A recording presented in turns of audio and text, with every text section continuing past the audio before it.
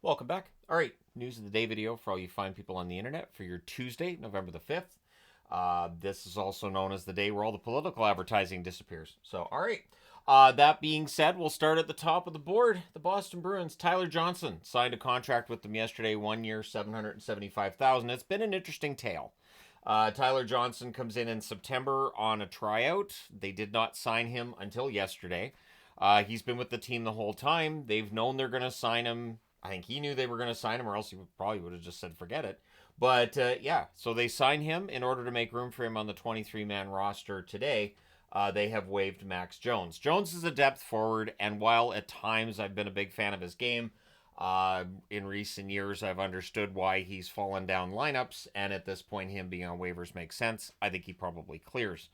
Amon cleared waivers the other day. I think that Amon would probably have a little more value trade wise than Max Jones. So there you go.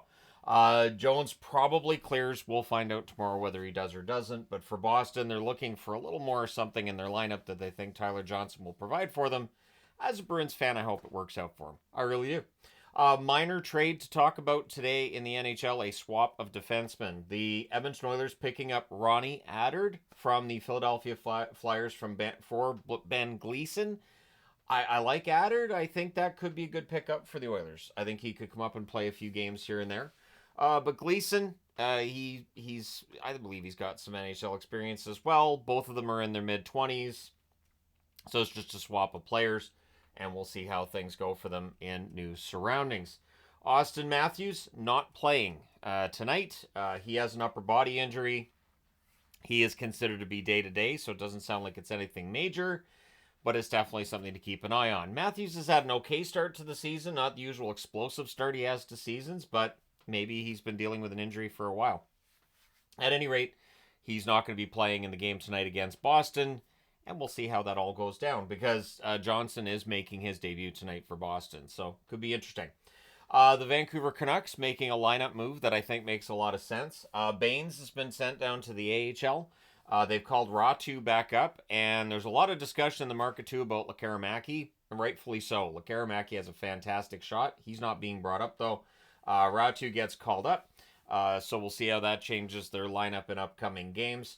And good news for Canuck fans too. Demko today taking shots after practice. So there's still that process they're going through to get Demko back into the lineup and get him, playing. It is taking some time. We're about a month into the season. The good news is the Canucks record is not bad. So they've kept they've kept their heads above water during this time. And once Demko gets back, things should get better. It is just a very unique injury that Demko's working with. I do think it's one that they're having to treat a little bit differently than they would with a standard knee injury. So probably learning on the job with this one too. So all the best to Demko, and hopefully he's back sooner rather than later. Nashville. So I talked this morning about the AHL's Milwaukee Admirals and how they're on an 8-game winning streak. They're doing pretty well. Is an 8-game or 7? I think it's 7-game winning streak actually. But either way, the Milwaukee Admirals are playing really well. The Nashville Predators, the parent team to the Milwaukee Admirals, not so much. And there's rising frustrations in that locker room. And Coach Andrew Burnett admits that kind of frustration, it becomes a bit contagious. And so they're really fighting it. And he feels like that frustration might be making them think they're working harder than they are. And eventually, and it's not stated in there either, eventually guys are probably going to start pointing fingers a bit. That has not taken place yet that I've seen. I haven't seen anything. But again, once that frustration of all the losing sets in, eventually players will start to get frustrated with one another in that environment. So they're 3-6 at home. They've had struggles at home. Usually Nashville's pretty darn good on home ice. The good news for them is they're going to be away from home, and they're going to get a chance to straighten this out on the road. They're on the road for 7 of their next 8 games.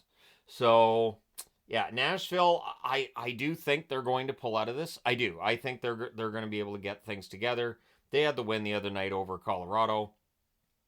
It's just going to take some time. This is where those slow starts can be tough because, each loss gets magnified when you're already off to that tough start to the season. So Nashville, I think, just needs to get into their groove. Maybe going on the road will do that for them. Macklin Celebrini returns tonight for a San Jose Sharks team that it feels like we're on an upswing. They've won 3 of their last 4. They gave Vancouver everything that they could they could handle in their last game. Almost tied that in the last seconds. So San Jose's playing well, and now they get Celebrini back. Should be fun to watch. That's against Columbus and Jake Wallman, a healthy scratch, which has raised some eyebrows. Wallman is easily the best offensive defenseman that San Jose has. And certainly Detroit fans, there were some that were not happy to see Wallman traded by the Wings in the offseason. But this does mean that now we see a coach who thinks there's some things to work on in Wallman's game, and he's been made a healthy scratch. And so we'll see what comes out of that and what ends up happening there. Ryan Winterton, recalled by the Seattle Kraken. We'll see if he gets into the lineup. Winterton's a pretty good forward. Watching Coachella Valley Firebirds hockey during the last Calder Cup, I like Winterton. I think he's a good player. And so we'll see where he gets into the lineup with Seattle and what happens there. Good news for Jets fans. During their last game, Kyle Connor was hurt and left the game in the third period, but he is going to play tonight against the Utah Hockey Club. So bad news for Utah, great news for Winnipeg. Kyle Connor off to an amazing start to the season. His first month has been awesome, so he'll be looking to keep that storyline going tonight against Utah as Winnipeg tries to get to 12-1. Ilya Samsonov. So it's always interesting when it's an undisclosed injury because we literally have no idea what it could be. We can guess and speculate, sure, and people will, watch game tape and, oh, well, at this point he looks like he's favoring this and that and whatever.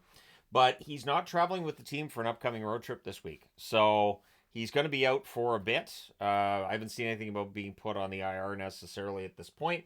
But wouldn't surprise me if he was. I'm just saying I haven't seen it at this stage. I don't really get into the IR stuff as much as like LTIR and the long-term injuries because the day-to-day injuries are just so hard to cover that in the morning I'll hear, well, this guy doesn't look like he's going to play. And then 10 minutes before game time, he's playing. All right. So at any rate, Samsonov's going to be out for a bit. That's going to leave the net to Aiden Hill. And we'll see how long he's out. Samsonov has looked quite good playing for Vegas so far. They're not going to want him to be out for very long. But Aiden Hill, we know what he can do. He can absolutely mind the net. Braden Point, lower body injury for him. He is not going to play tonight against the St. Louis Blues.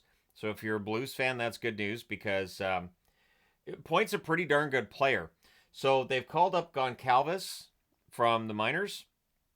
We'll see if he gets into the lineup for Tampa Bay tonight. But he has been called up. And for the Tampa Bay Lightning, it could be a very interesting night tonight against St. Louis minus Braden Point. Very solid all-around player and maybe one of the more underrated players. I've thought about doing a video. We're almost at that point where I want to talk about underrated players. I do like to do a list video of players that I feel like are underrated. And so that may very well be coming soon. Stay tuned for that. But let me know your thoughts in the comments section below as always. Don't forget to hit like and subscribe in the event you may have forgotten or you may not have done so already. Thank you guys so much for all your support. I will talk to you again soon.